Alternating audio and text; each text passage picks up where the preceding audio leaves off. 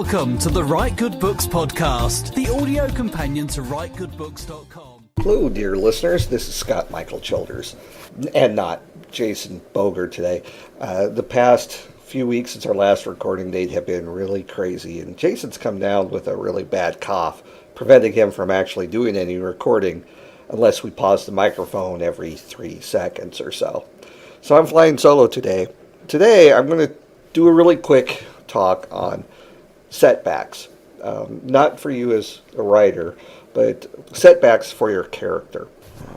Setbacks could be one of the really good tools that you could use as a writer, or it could be overdone.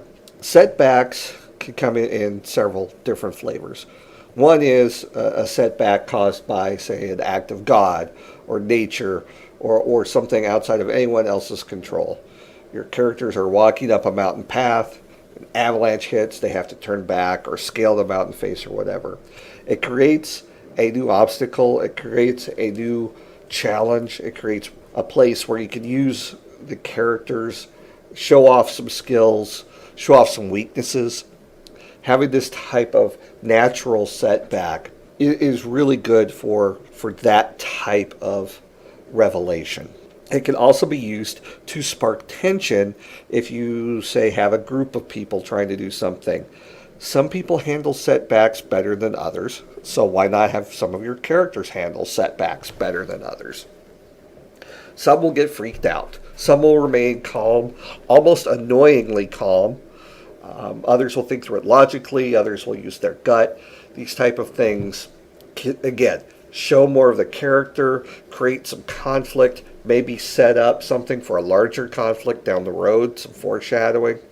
So using setbacks can be wonderful if you take that opportunity to do that. Now, if you just need it, we need to throw in an avalanche here because they're moving too fast. That doesn't do any good. That's a problem with your writing pacing. If you're going to use a setback like that, use it. Use it for multiple reasons, not just pacing, but also that character stuff. There's another type of setback that could happen. It's if the antagonist wins, right? Maybe some minor conflict earlier in your story, and the antagonist wins something. Let's take an example of, say, a boxing match, and your hero of the story is one of the boxers, and the antagonist is another one, and they win. Well, now what? It's the Rocky story, right? What does this mean? What does this loss do? Well, how does this define the character? Do they pack up and leave? Do they focus on relationships as opposed to career goal? These are places, again, where the character could change path. They could change tactics. It also will show the antagonist as a threat. And that's something that I've seen some people do, is the antagonist never wins. And so therefore, by the end of the story, there's no feeling of accomplishment for your protagonist because they've been winning all along. Having a setback by the antagonist earlier on sets up a little bit more rewarding win at the end. Another type of setback that your characters could have would be self-inflicted. And this is where a character's hang-up, lack of information, just plain stubbornness, creates their own obstacles. And this can be done in many different ways. You could have that they are so stubborn that they don't listen to other people in their area who may know more than they do in this particular area. It could be that your protagonist thinks he or she is prepared for the task. They have all the right equipment, or that we'll never need this type of we won't need a flashlight where we're going. Oh no, those type of things, because of the protagonist's own decisions, choices, attitudes. They create their own obstacle down the line. And this creates, again, if they're a part of a group of people, it creates a source of conflict, a source of tension. It gives a little bit more character depth. Definitely could help prevent the Mary Sue syndrome, where the protagonist is perfect, does everything perfectly, and everyone loves the character, and they are the superhero of the day.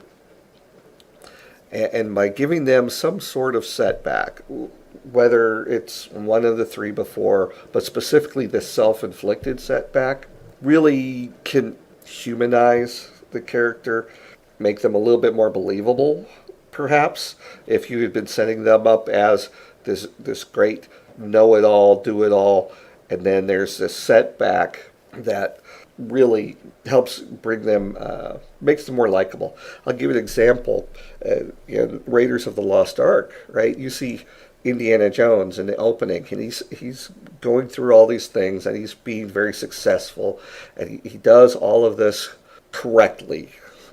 He's winning all these little trials of all the booby traps, and he gets everything that happens, all these little wins. So you're being set up to feel Indiana Jones is this very successful type of character. He wins. He knows what he's doing, and then they come out of that tunnel. And spoilers if you haven't seen this classic movie from before some of you were even born.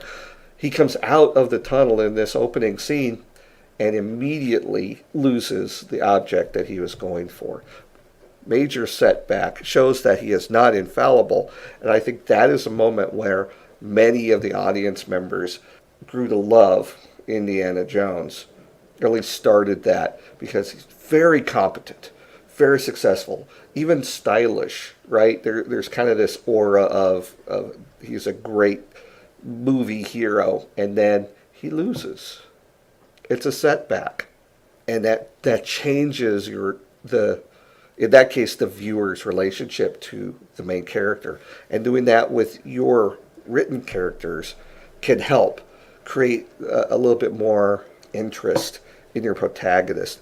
There's been some people who I've read their first drafts, and the main character is too good to be true, and I lose interest in their writing because they are always right, they are always winning, they have the perfect solution for every problem. By the end of the story, I did not care. I really did not care. But if they would have fallen somehow, if they would have had a setback, then that character would have been more interesting. Then I probably would have enjoyed the plot twists that the writer had put in a little bit more. I probably would have enjoyed those type of nuances. But the major nuance wasn't there. A protagonist who sometimes failed. And we've talked about this before. Sometimes having a character flaw helps humanize them. This is a way that you can get around it without necessarily having a major flaw that's just thrown in there. It shows they tried their best and somehow they lost. But next time they'll try harder.